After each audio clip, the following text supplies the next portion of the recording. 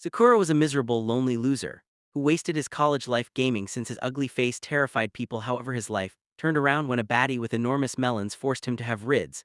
But this all began on the first day of his second year in college, when Sakura was approached by a lolly with huge pops, and he immediately recognized her as Yuzaki, his junior from high school. She looked excited to bump into him, and while they walked into campus, she asked if he'd be joining the swimming club, which he responded at the college didn't have when he excitedly said he had plans to broaden his horizon with other activities. However, she always found him lazing around campus like a homeless degenerate. 1 year passed, and she noticed Pro was still a useless loner, so she rushed to meet him and asked to hang out that afternoon. He noticed his class had been canceled, so he walked angrily while scaring some girls, and that's when Watermelon Ambassador Yuzaki rushed towards him only to crash into his stomach.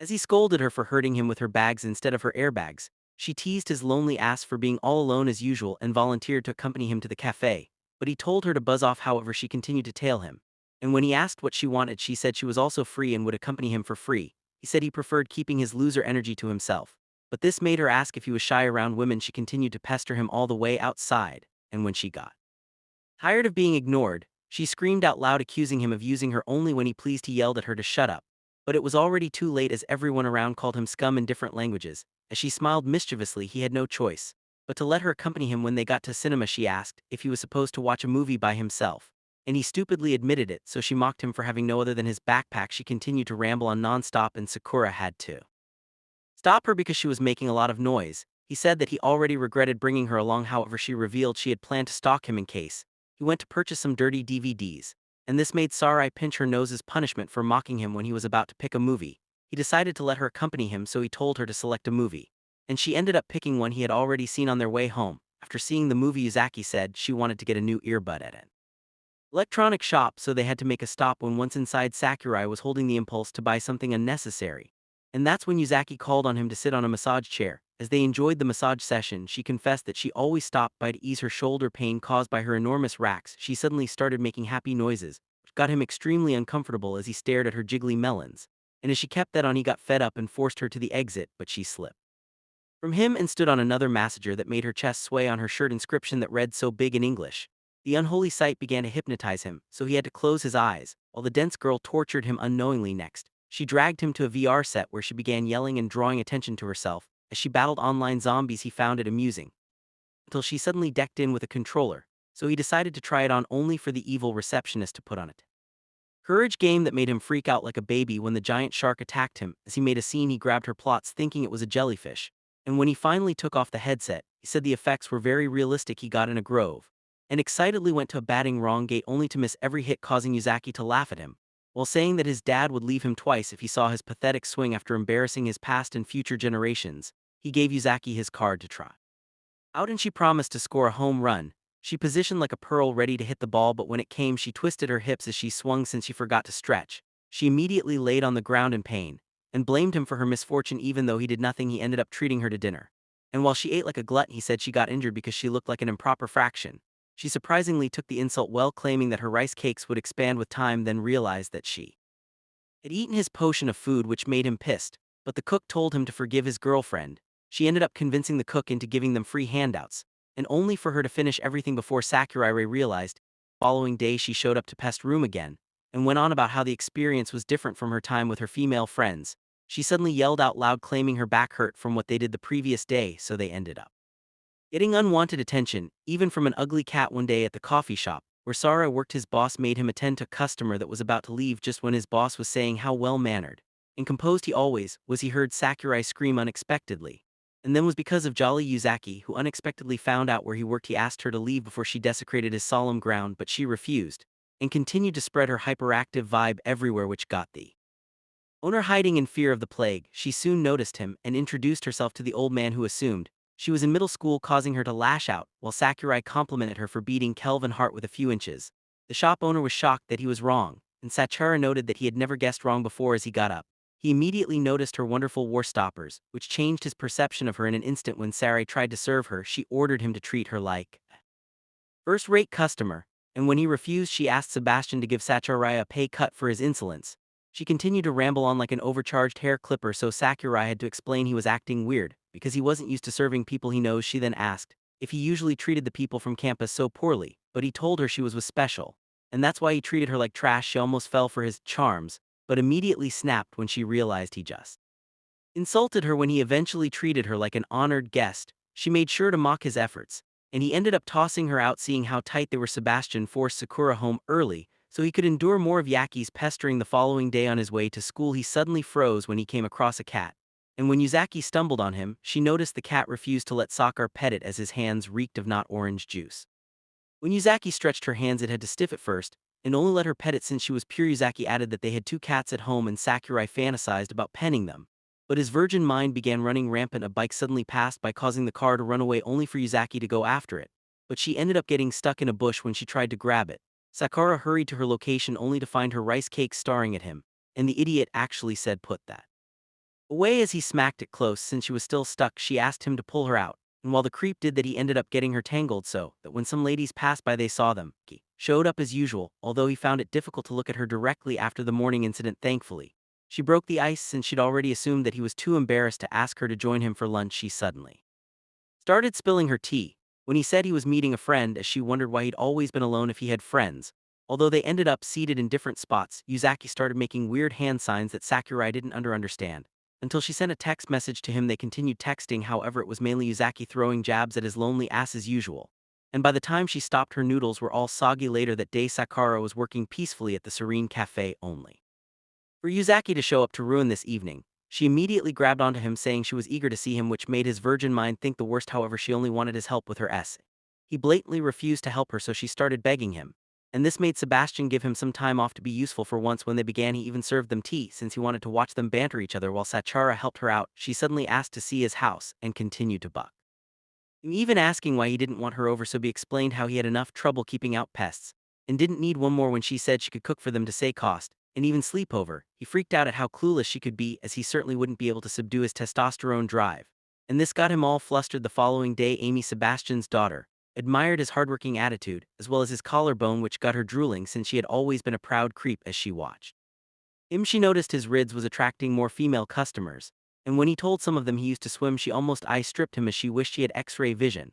But then her dad stopped her wild fantasies and told her to return to work. Yuzaki soon showed up, causing Amy to wonder who the heck she was and why she was fancying her dad. When she asked Sakura who she was, he said she was a second-year college student, which was honestly surprising. Amy watched as Yuzaki and Sakura geeked out about game, so she met her dad to ask if they were dating, but he told her to serve Yuzaki instead. She then served her a cup of water and introduced herself, so Yuzaki did the same while charming her with her kitty eyes. I might thought she was cute, but while she checked her out, she saw her oversized knockers she wedged on the table and almost lost control. Yuzaki then went on about her mission to save Sakurai's lonely life, which only made Amy revuse back with her father, as they had the same idea of watching the two oddballs bicker. Sakura was about to refill Yuzaki's cup when she bumped into him, causing her to be wet as she sat on top of him while complaining about the cold water. The following day, Yuzaki came out the cafe only to learn that Sakurai was out with the cold, which made her wonder why a hot guy like him was so weak. Back at Sakurai's house, while he tried not to die, the doorbell rang, and when he opened the door, cheerful Yuzaki was waiting outside. He wanted to lash out at her but ended up collapsing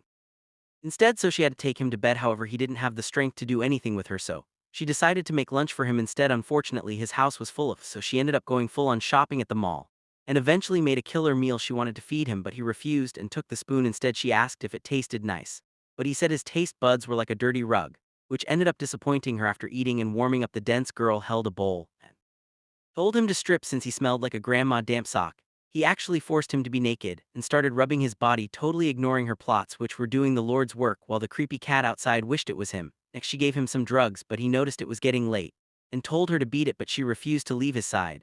So he thanked her for helping his sore ass before sleeping. 2 hours passed, and she suddenly woke him up to help her clear a level, so he told her to go home with the console. The following week, Sakurai hosted everyone for some barbecue, and while Yuzaki was busy picking out everything, Sebastian and Amy simply watched like they were there for the drama. Once Yuzaki went to the bathroom, the duo asked Sakura how the previous night with Yuzaki went. However, he said the relationship was platonic. He began a gloomy speech of how he enjoyed being a loner and wanted to avoid causing trouble for Yuzaki if people found out she was camping at his place. However, what they picked up from his speech was that they needed to cook the clueless lovebirds until they became perfect. The following day in school, Yuzaki suddenly showed up with a coin and started her idea of hypnotizing Sakura, which wasn't working, but he recalled how she took care of him and decided to play along. Once he started acting sleepy, she was thankful Sakurai was stupid, as that was why he fell for it easily. She then asked him to call her by her first, and although he thought it would be easy, he soon discovered It was embarrassing, and kept making up names. When he eventually said it, she was so excited that she made him repeat it over and over, which made the onlookers vow never to fall in love.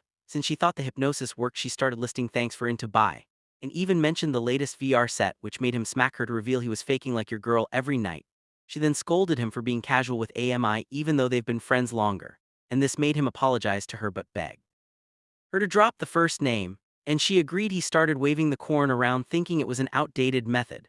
But it turned Yuzaki into a vegetable, causing him to freak out. Few days before the Golden Week public holiday, Sakura is told to take some time off since the cafe would be closed. He ended up playing video games non-stop for 2 days, and just when he was about to defeat the boss, his doorbell rang and he immediately Yuzaki had come to ruin his solo neat fellowship. She came in and suggested they play D. Raymond Go, which had a new event coming up. And although he said he had the game, he shamefully pointed out how he never played it since he was a loner, so she made sure to mock him as usual. Once outside, she got the creepy cat on the game, and showed it to Sakura, who looked like he could stab her with his eyes, so she stepped back from him just to be safe. She then checked what he picked up, but it was all gorillas. He complained about his eyes, and said he couldn't look at the screen, and this made her suggest they get him some glasses. When they got to the shop, they ran into Amy, and Yuzaki told her to be sorry, class assistant, and she agreed to help out.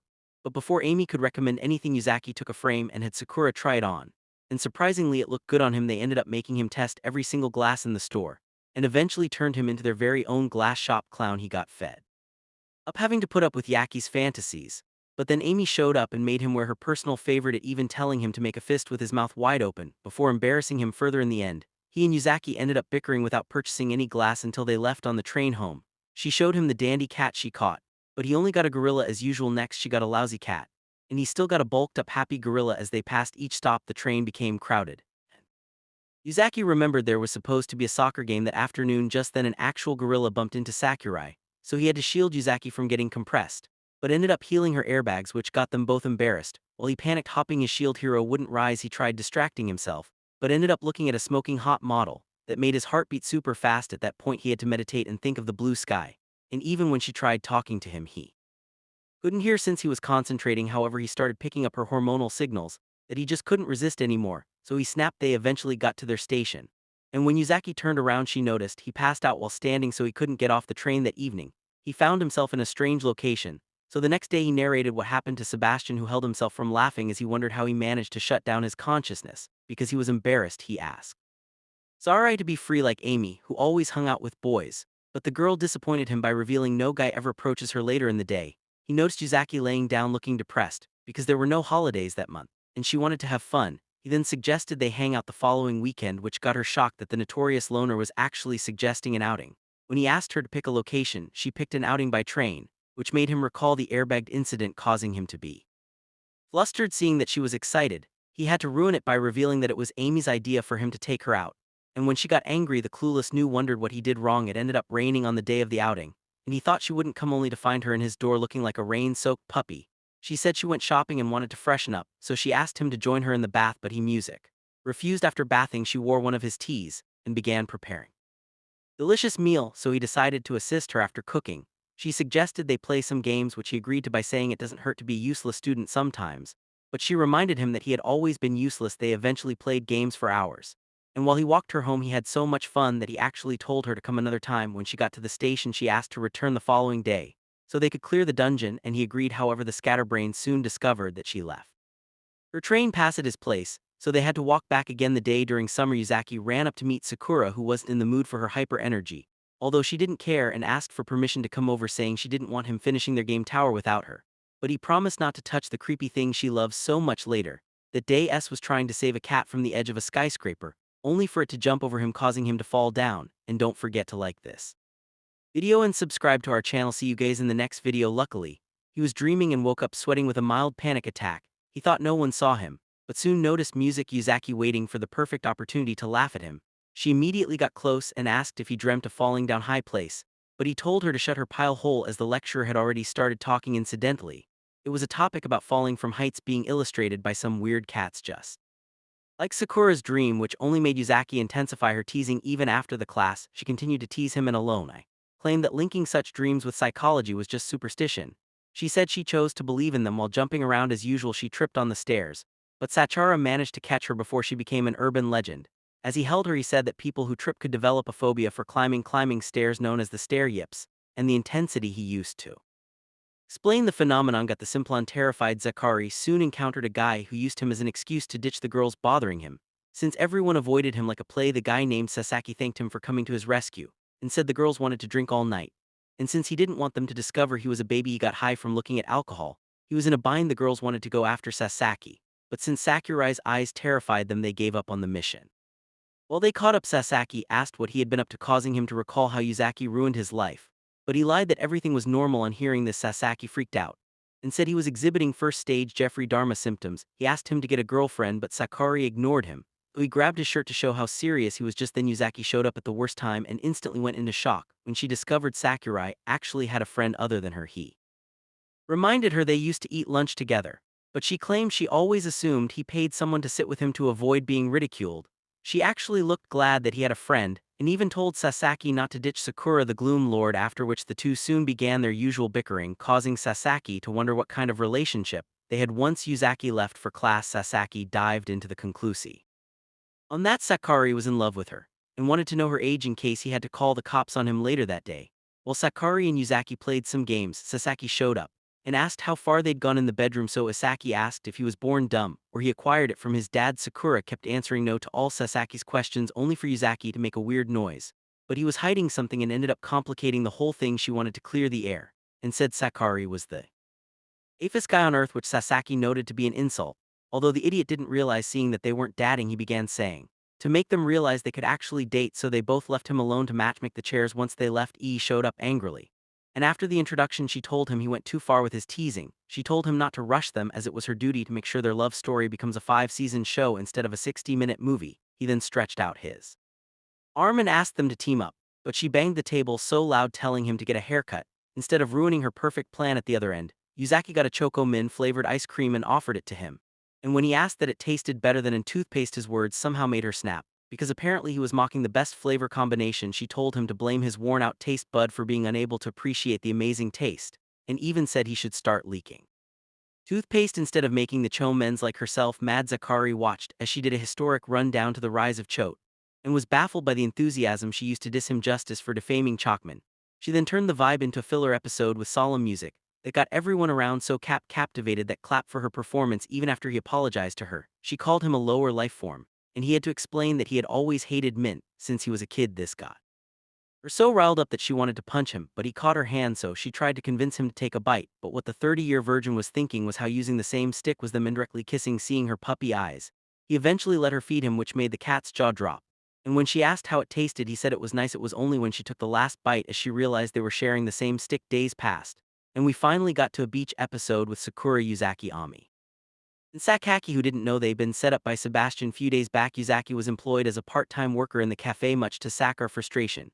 She said she wanted to be able to look at his loser face constantly, while also making some extra bucks for summer, and Sebastian didn't think twice about employing her as she was fun and have around. He told Sakura to show her the ropes, and immediately he began tutoring her on the various customs, including how to treat customers with army, acting as when Yuzaki then asked why he didn't throw in 1 or 2 jokes into his service, to which he responded that they weren't clowns, but she said that he was too serious, which made him fum at everyone present. Amy then revealed that they had already shown her the ropes, and only wanted to light the fuse on his short temper. When Yuzaki asked what he had planned for summer break, he said he planned to become a temporary shoe-in gamer, but she told him to try something different even though he looked excited. Games. She then suggested they all go to the beach, which caught the evil dude's attention.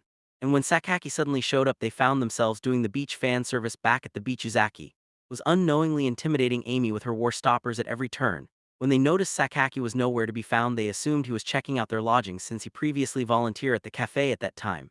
He cooked up a plan with Annie in an attempt to get the two clueless nudes cozy back at the beach. They noticed Sakura was busy enjoying the ocean, since he used to love swimming. When he came back, Amy said he didn't need to bring goggles or a swimming cap, as he might be mistaken for a lifeguard. Yeki said he was giving mommy's boy vibes, so she ditched him and left Amy to scold and further. Amy then drew his attention to Yuzaki chilling alone, and told him to always be with her to stop randos from pairing to her bluth.